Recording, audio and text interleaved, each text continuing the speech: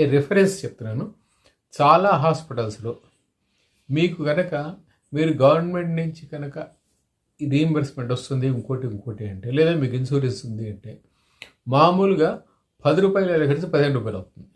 It's none to ఎవరి one. ఏది మీకు వైద్యం చేయించుకునే పేషెంట్కి తెలుస్తుంది, బిల్లులు తయారు చేసే హాస్పిటల్ మేనేజ్మెంట్కి తెలుస్తుంది, బిల్లులు చెల్లించే వీళ్ళకి కూడా తెలుస్తుంది. అందరికీ తెలుసుండి కూడా this system is running on.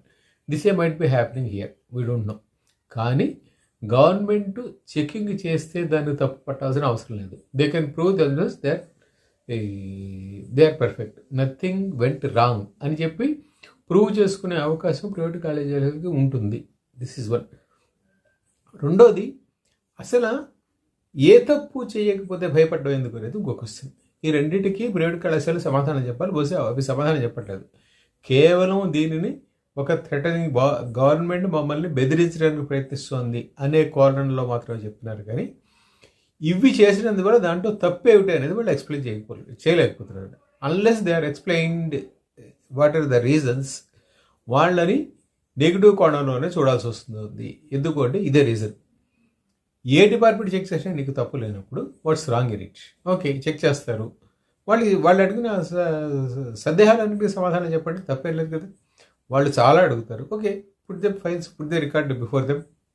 And ఇన్ని కాలేజీలని వాళ్ళు గవర్నమెంట్ ఒక్కసారి బ్లాక్మెయిల్ చేయడం చేయదు, ఖచ్చితంగా చేయదు. ఎందుకంటే government could not provide education for all the students in any given conditions.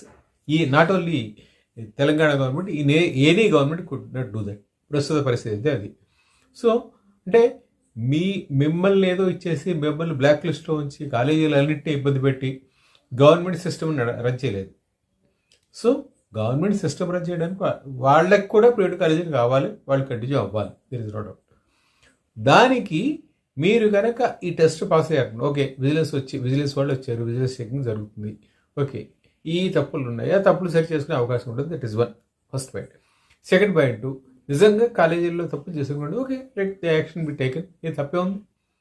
తప్పు చేయించుకునే యాక్షన్ తీసుకోకూడదంటే కుదరదు కదా. So let the private colleges come forward for checking and let them prove they are sincere.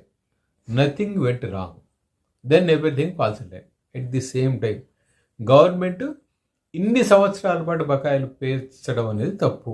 Okay, at least 2 monthsకి వస్తారో, 3 monthsకి వస్తారో, 6 monthsకి వస్తారో, let them release. అంటే ఏదో హామీలు ఇచ్చేసి మేము అమలు చేస్తున్నాం అనే పద్ధతిలో కాకుండా let it be in practical this one. ఎన్ని కాలేజీలకి ఎంత ఇస్తారు ఏమిటి, okay, let them put it in budget.